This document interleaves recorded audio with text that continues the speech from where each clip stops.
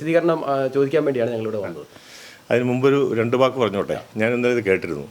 ഇതിന് മുമ്പും പല പ്രാവശ്യം പുള്ളി ഫേസ്ബുക്കിലൊക്കെ എന്നെപ്പറ്റി വളരെ മോശമായ ഒരു കാര്യം ഇട്ടിട്ടുണ്ട്. ഇപ്പോൾ ഈ ഷൈനയുടെ വിഷയത്തിന് മുമ്പും എന്നെപ്പറ്റി മോശമായി ഞാൻ ഒന്നിനും ഇതുവരെ പ്രതികരിച്ചിട്ടില്ല.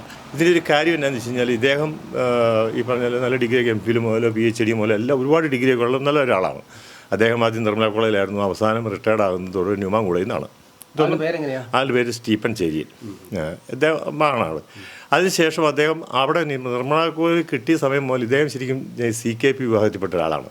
അപ്പോൾ കോളേജ് ആ സഭ പണി കൊടുത്തില്ല എന്നൊക്കെ പറഞ്ഞ് ഒരുപാട് വാദപ്രവാദങ്ങളും മോശമായിട്ട് കിട്ടു. അതിനുശേഷം ന്യൂമാങ്കുളയിൽ വന്നു. അവിടെ ഉണ്ടായിരുന്നൊരു പിച്ചലക്കാട്ടച്ഛൻ വളരെ മോശക്കാരനാണെന്ന് പറഞ്ഞ് അങ്ങനെ ഇടുന്നു. അങ്ങനെയൊക്കെ സ്ഥിരമായിട്ടിരുന്നുണ്ട്. ഇപ്പോൾ എന്തുകൊണ്ടാണ് എന്നോടൊരു വൈരാഗ്യമെന്ന് എനിക്കറിയില്ല. പ്രത്യേകിച്ച് ഞങ്ങൾ തമ്മിൽ ഡയറക്റ്റ് ഒന്നുമില്ല. ഞങ്ങൾ ആകെയുള്ള ബന്ധമെന്ന് പറഞ്ഞാൽ ഇദ്ദേഹം എന്നു വെച്ചാൽ ഇദ്ദേഹത്തിൻ്റെ ഫാദറിൻ്റെ വകയായിട്ട് ഇദ്ദേഹത്തിന് ഒരു വീതം കിട്ടിയത് കുറച്ച് സ്ഥലം ഇവിടെ കിടപ്പുണ്ട്. അപ്പോൾ എൻ്റെ വാർഡത്. അപ്പോൾ ഞാനത് കേട്ടു. അദ്ദേഹം ഏതൊരു ST കുടുംബത്തിന് വേണ്ടിയിട്ട് അത് പെര പണിത് കൊടുത്തു. അവിടെ തന്നെ അദ്ദേഹം വന്ന് താമസിച്ചു. ഒരു ചെറിയ പെര പണിതിട്ട് ആദ്യം അദ്ദേഹം താമസിച്ചു. അതിനോട് ചേർന്ന് ഒരു ST കുടുംബത്തിന് അദ്ദേഹം കൊടുക്കുകയെന്നൊക്കെ പറഞ്ഞു. ഒരു ലേഡി അവിടെ വന്ന് താമസിക്കുകയും ചെയ്തു. പിന്നെ അതിൻ്റെ കഥകളൊന്നും നമുക്കറിയില്ല. അതിനുശേഷം പിന്നെ ഇപ്പോൾ എന്നോട് വന്ന് പറഞ്ഞു ആ പുള്ളിക്കാരത്തി വേറെ ആർക്കാണ്ട് വിറ്റു. ഇപ്പോൾ സ്ഥലവും നമ്മളുമായിട്ട് യാതൊരു ബന്ധവുമില്ല. ST ഒക്കെയാണ്. ഞാൻ പിന്നെ അതിനകത്തേക്ക് നോക്കാനേ പോയില്ല. അതിനുശേഷം 2010 ഞാൻ പ്രസിഡൻ്റായ സമയത്താണ് ഈ ഇദ്ദേഹം പറഞ്ഞു ഞാൻ ഒരു കൊച്ചിന് PhDക്ക് പഠിപ്പിക്കാൻ സഹായിക്കുവാണ്. അപ്പോൾ ആ കൊച്ചിന് ഞാൻ അവിടെ തന്നെ ഒരു പെരയും പണിത് കൊടുക്കുക. തമിഴ്നാട് സ്വദേശിയാണ് ഈ പെങ്കൊച്ചെ. അപ്പോൾ ഞാൻ ചോദിച്ചാൽ എന്ത് ചെയ്യണം? PJ ജോസഫ് സാറ് വരുന്നുണ്ട്, ഞാനും കൂടെ വാർഡ് മെമ്പർ എന്നുള്ളത് വരണം, ഒരു കല്ലിടണമെന്ന് പറഞ്ഞു. ഞാൻ പറഞ്ഞു ആയിക്കോട്ടെ. PJ ജോസഫ് സാറ് വന്നു. ഞാനോട് ചെന്നു. അവിടെ ഒരു കല്ലിട്ടു. അതായത് ആ കൊച്ചു അവിടെ ഉണ്ടായിരുന്നു. തമിഴ്നാട് സ്വദേശിയാണ്. ആ കൊച്ചിനെ PhDക്ക് പുള്ളി പഠിപ്പിക്കുക എന്നൊക്കെ പറഞ്ഞു. നമ്മൾ കൂടുതൽ കാര്യം അന്വേഷിച്ചാൽ കുറേ ആളുകളും ഉണ്ടായിരുന്നു. അപ്പം ഞങ്ങളെല്ലാവരും കൂടി കല്ലിട്ടു. നല്ല കാര്യമൊക്കെ പറഞ്ഞ് ഇറങ്ങി പോരും ചെയ്തു. അപ്പോൾ അന്നോട് പറഞ്ഞ് വെള്ളത്തിന് സൗകര്യമൊക്കെ ചെയ്തെടുക്കണം, എല്ലാം ചെയ്ത് കൊടുക്കാമെന്ന് പറഞ്ഞു. എന്തായാലും പിന്നെ ഒരു പണി അവിടെ നടന്നില്ല. ആ കൊച്ചിനെ പറ്റി നമ്മളും അന്വേഷിച്ചില്ല, ആ നാട്ടുകാരും ആരും അന്വേഷിച്ചിട്ടില്ല. അവിടെ കൊണ്ട് അതങ്ങ് തീർന്നു. അതിനുശേഷം ഞാൻ പറഞ്ഞതുപോലെ തൊട്ടടുത്ത് താമസിക്കുന്ന ഒരു സ്ത്രീയെ, ആ സ്ത്രീയുടെ പേര് പോലും എനിക്ക് പിന്നീടാണ് മനസ്സിലായത്. അവരുമായിട്ട് എന്തോ ഇഷ്യൂ ഉണ്ടായി. പുള്ളിയായിട്ട് ഇഷ്യൂ ഉണ്ടായി. അത് കുറച്ച് നാൾ 1-2 കൊല്ലമൊക്കെ അങ്ങ് പോയി. അതിനുശേഷം അദ്ദേഹത്തിൻ്റെ ഒരു മകളുമായിട്ട് ഇദ്ദേഹം വാഗമണിലേക്ക് പോയി എന്നൊക്കെ പറഞ്ഞ് പുള്ളിക്കാരത്തി തിരിച്ചു വന്നു. അതിൻ്റെ പേര് കേസോ കാര്യങ്ങളുണ്ടായി.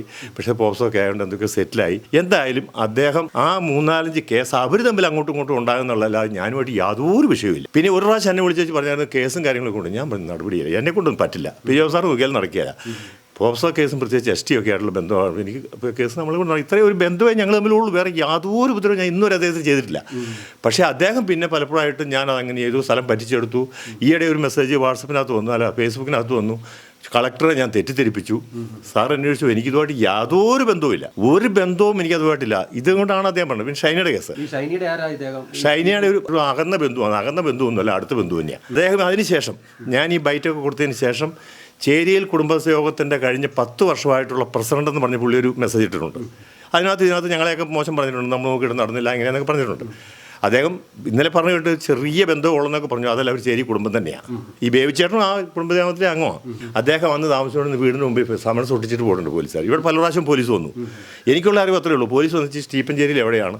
ഞാൻ സാറേ ഇവിടെ ഇല്ല, നിങ്ങൾ പോയി നോക്കാം. ഞാൻ അവിടെ പോയി നോക്കി, ആൾ സ്ഥലത്തില്ല. അപ്പം അന്ന് മുതൽ, വർഷം എത്രയെന്ന് ഞാൻ ഓർക്കുന്നില്ല, അന്ന് മുതൽ അദ്ദേഹം കേരളത്തിലേക്ക് വരുന്നുണ്ടെന്ന് അദ്ദേഹം പിന്നെ രണ്ടാമതൊരു എന്നെ ഫോൺ വിളിച്ച് പറഞ്ഞു ഞാൻ എപ്പോഴും വരുന്നുണ്ടെന്നൊക്കെ. എന്തായാലും അദ്ദേഹം ഇവിടെ പ്രത്യക്ഷപ്പെടാറില്ല. ആ വീടും അന്ന് പോലെ അറിഞ്ഞു കിടക്കുക. ഇദ്ദേഹത്തിൻ്റെ ഭാര്യയും മക്കളും താമസിച്ചുകൊണ്ടിരുന്ന, ഇദ്ദേഹം നേരത്തെ താമസിച്ചുകൊണ്ടിരുന്ന ചുങ്കത്തിലാണ്. അവരും അവിടുന്ന് പിള്ളേരെയും കൂട്ടി പോയെന്നാണ് ഞാൻ കേട്ടത്. അവരുമായിട്ടും എന്തോ കൂടി പ്രശ്നം, അതൊന്നും നമ്മളെ ബാധിക്കുന്ന വിഷയമല്ല. അപ്പോൾ പിന്നെ ചേരി കുടുംബത്തിന് ഇങ്ങനെ ഒരു പ്രശ്നം വന്നപ്പോൾ അദ്ദേഹം മനഃപൂർവ്വം തള്ളിപ്പറയുന്നതാണ്.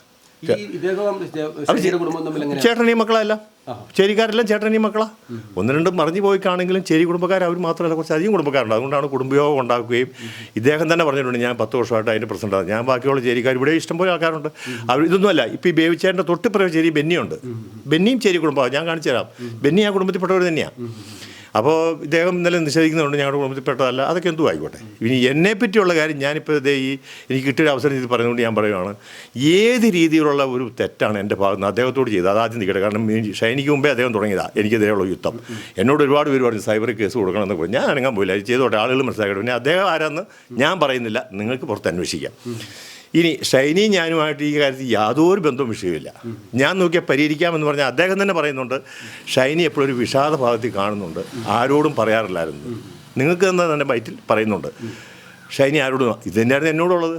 എന്നോട് പോലും ഷൈനിയുടെ മക്കളുമൊക്കെ നോബി ഷൈനിയെ ആക്രമിക്കുമ്പോഴത്തേക്ക് ഷൈനിയുടെ മക്കൾ വലിയ രീതിയിൽ കരയാറുണ്ടായിരുന്നു. പുറത്ത് അവരുടെ കരച്ചിലാണ് കേൾക്കുന്നത് ഒക്കെ അദ്ദേഹം പറയുന്നു. സമ്മതിച്ചു.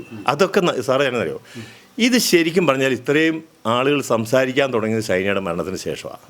എനിക്ക് പോലും, ഞാൻ അന്നൊക്കെ ആദ്യമൊക്കെ ബൈറ്റ് കൊടുക്കാത്തത് നമുക്കൊന്നും അറിയത്തില്ല. ഞാൻ ഈ ഷൈനി ഇപ്പോൾ എൻ്റെ വാർഡിലായതുകൊണ്ടും ഞാൻ പഞ്ചായത്ത് പ്രസിഡന്റും പല പഞ്ചായത്ത് മെമ്പറും ആയതുകൊണ്ടും പഞ്ചായത്തിൽ വരുന്ന കൃഷി സംബന്ധമായ ചില കാര്യങ്ങളുണ്ട്, വാഴ വിത്തുകൾ, അതൊക്കെ ഷൈനി വിളിച്ച് ചോദിക്കും. തോമസ് ചേട്ടാ എപ്പോഴാണ് വരുന്നത്, അത് ഞാൻ വിളിച്ച് പറയും, അവൻ മേടിച്ചുകൊണ്ട് വരും. അങ്ങനെയൊക്കെയുള്ള ബന്ധങ്ങളേ ഉള്ളൂ. പിന്നെ ഷൈനി ഒരു നേഴ്സ് ആയതുകൊണ്ട് ഷൈനിയുടെ നമ്മൾ ഈ പാലിയേറ്റീവ് സംവിധാനങ്ങളൊക്കെ ഇവിടെ ഉണ്ട്. അതിനകത്ത് ഷൈനിയോടെ പോവുകയും കൂടുകയൊക്കെ ചെയ്യുന്നുണ്ട്. അവരോട് വല്ലപ്പോഴൊക്കെ പോവുകയും കൂടുകയൊക്കെ ചെയ്യുന്നുണ്ട്. പിന്നെ വായനശാലയിൽ ഒരു സാനിറ്റേഷൻ കമ്മിറ്റി ഉണ്ട്, വല്ലപ്പോഴും ഷൈനിന്ന് വരാറുണ്ട്. അങ്ങനെയൊക്കെ വരാറില്ല. ഷൈനിയായിട്ട് യാതൊരു ബന്ധവുമില്ല. ഞാൻ എല്ലായിടത്തും പറഞ്ഞ പോലെ ഷൈനി കൃഷി, ഷൈനിയുടെ കാര്യങ്ങളൊക്കെ ആയിട്ട് പോകും. എനിക്ക് അതിനോട് യാതൊരു ബന്ധവും. ഒരു ബന്ധം വെച്ചാൽ ഷൈനി എന്നോട് കാര്യം പറഞ്ഞിട്ടുണ്ടെങ്കിൽ ഇവിടെ ജാഗ്രതാ സമിതി ഉണ്ട്. ഞാൻ ഒരു പ്രാവശ്യം ഷൈനി വളരെ വിഷാദമായിട്ടൊരു ദിവസം മീറ്റിങ്ങിന് വന്നപ്പോൾ ഞാൻ ഷൈനി എന്ത് വരില്ല, ഒന്നുമില്ല, കുഴപ്പമില്ല വന്നിട്ടാന്ന് മതി. പിന്നെ നമുക്ക് ഒത്തിരി ചോദിക്കേണ്ട കാര്യമില്ല. ഞാൻ ഒരു പ്രാവശ്യം ഷൈനി പോയതിന് ശേഷം ഈ ബേബിച്ചേട്ടൻ്റെ എടുത്തു തന്നു. ഷൈനി പോയെന്നെങ്കിലും പറയുന്നത് ഞാൻ അറിഞ്ഞുകൊണ്ട് ചെന്നു. ഞാൻ ബേബിച്ചേട്ടൻ എന്നാ വിശേഷമൊന്നുമില്ല. അപ്പം ഞാൻ ഷൈനി പോയെന്ന് ചോദിക്കുന്നതിന് പകരം ഞാൻ പറഞ്ഞ ഗ്രാമസഭയുണ്ട്, ഇന്ന് ആരെങ്കിലും ഒന്ന് പറഞ്ഞു പറഞ്ഞു. അതിനിവിടെ ആരാ തോമസ് വരാൻ? അപ്പം ഞാൻ ഷൈനി ഇല്ലേ, ഷൈനിയെ പറഞ്ഞു വിടാൻ പറഞ്ഞു. ഷൈനി ഇവിടെ ഇല്ലെന്ന് പറഞ്ഞു. പുള്ളി അവിടെ കൊണ്ട് നിർത്തി. അപ്പം നമ്മൾ അതും കഴിഞ്ഞ് പിന്നെ ഒരു കുടുംബത്തിലേക്ക് കയറി ചോദിക്കേണ്ട ഒരു ആവശ്യമാണെന്ന് തോന്നിയില്ല. അതായിരുന്നു അവിടെ സ്ഥിതി. ഷൈനി ഇപ്പം മരണത്തിന് ശേഷം അടുത്തുള്ള വീട്ടുകാരൊക്കെ പറയുന്നുണ്ട്, പിള്ളേർ അറിയുന്നതൊക്കെ കേട്ടിട്ടുണ്ടെന്നൊക്കെ ആൾക്കാർ പറയുന്നുണ്ട്.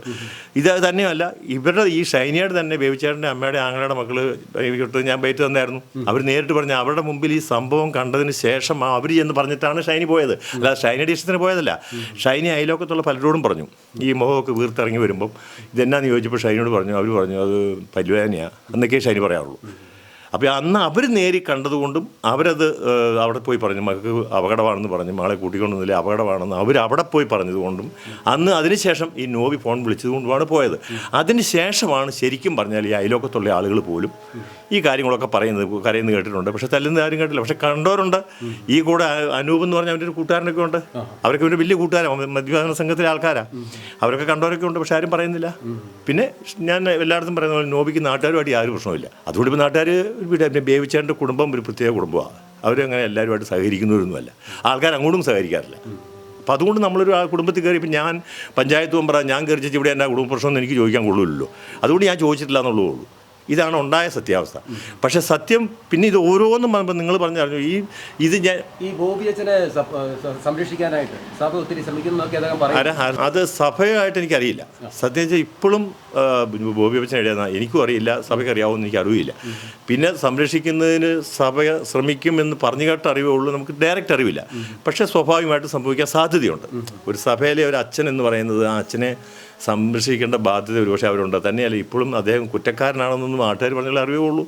അതിന് വ്യക്തമായ തെളിവുകളുണ്ടെങ്കിൽ മാത്രമേ ഉള്ളൂ. പക്ഷേ ഞാൻ എൻ്റെ വ്യക്തിപരമായ അറിവിൽ ഇതിന് ശേഷം അപ്പോൾ അവർക്ക് എന്നോട് ശത്രു തോന്നി കാണാം പല ബൈറ്റിലും. എൻ്റെ വ്യക്തിപരമായ അന്വേഷണത്തിലും അറിവിലും ഈ ഷൈനിയായിട്ട് നല്ല ടൈംസിലല്ലായിരുന്നു അച്ഛൻ.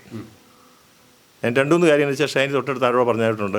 അച്ഛൻ ഇന്നലെ വന്നിട്ടുണ്ട്, ഞാൻ അച്ഛനുമായിട്ട് മിണ്ടിയിട്ട് വർഷങ്ങളായെന്ന് പറഞ്ഞു. ഷൈനി പറഞ്ഞിട്ട് പോയി. അപ്പം സ്വാഭാവികമായിട്ട് സ്വന്തം ചേട്ടൻ ഒരു വൈദികൻ വീട്ടിൽ വരുമ്പോൾ ഞങ്ങൾ മിണ്ടിയിട്ട് നാളുകളായി എന്ന് പറയുമ്പോൾ രണ്ടാമത്തെ കാര്യം, ഈ അവസാനത്തെ സംഭവം ഉണ്ടായപ്പം ഞാൻ പറഞ്ഞതുപോലെ ബേബിച്ചേട്ടൻ്റെ കസിൻസൊക്കെ അവിടെ കോട്ടയത്തുണ്ട്. അവരെല്ലാം കൂടി നമുക്ക് പോയി അച്ഛനോടൊന്ന് പറഞ്ഞാലോ. അച്ഛനോട് പറഞ്ഞപ്പം ഷൈനി പറഞ്ഞെന്നാണ് പറഞ്ഞു, അച്ഛനോട് പറയാൻ പോകണ്ട, അനുകൂലമായ ഒരു സമീപനം ഉണ്ടാവില്ല, തന്നെയുമല്ല ഞാൻ ശരിയല്ല എന്നേ അച്ഛൻ പറയുള്ളൂ, അതുകൊണ്ട് അച്ഛനോട് ഈ മധ്യസ്ഥം പറയാൻ പോകണ്ടെന്ന് ഷൈനി പറഞ്ഞതായിട്ടും ഞാനിങ്ങനെ ആളുകൾ പറഞ്ഞറിഞ്ഞു, എന്നോട് പറഞ്ഞിട്ടില്ല. അപ്പോൾ ഇതിനകത്ത് എന്നോട് പറഞ്ഞ കാര്യങ്ങൾ ഒരു സർട്ടിഫിക്കറ്റിൻ്റെ കാര്യം പറഞ്ഞു. പിന്നെ ഈ കൃഷി സംബന്ധമായ ഇത്രയൊക്കെ അല്ലാതെ ഞാൻ ഷൈനിയായിട്ട് യാതൊരു ഇതെനിക്ക് പോലും അറിയില്ല. ഇത്രയും ഷൈനി അവിടെ ചെല്ലുമ്പോഴും എന്നെ വിളിച്ച് പറഞ്ഞുകൊണ്ടെന്ന് എനിക്ക് ജോലി കിട്ടും തോമസ് ചേട്ടാ, അതുകൊണ്ട് ഞാൻ എവിടെയെങ്കിലും ജോലി ചെയ്യും, പിള്ളേരെ കൊണ്ട് നോക്കും, അങ്ങനെ വല്ലപ്പോഴും. പിന്നെ ആ കുടുംബശ്രീയുടെ പൈസയുടെ പ്രശ്നം വന്നപ്പം ഞാൻ വിളിച്ചു, ഷൈനി ഫാദറോടെ വന്നു. അങ്ങനെയുള്ള സംസാരമൊക്കെ ഞങ്ങളുണ്ടായിട്ടുള്ളൂ. വേറെ ഒരു കാര്യവും ഞങ്ങൾ തമ്മിലുണ്ടായിട്ടില്ല. ഇദ്ദേഹം പറയുന്നത് ഞാൻ നോക്കിയാൽ പരിഹരിക്കാമെന്ന് പറയുന്നത് ഇപ്പം കാര്യങ്ങൾ ഞാൻ വിശദീകരിച്ചല്ലോ. എങ്ങനെ ഞാൻ പരിഹരിക്കും?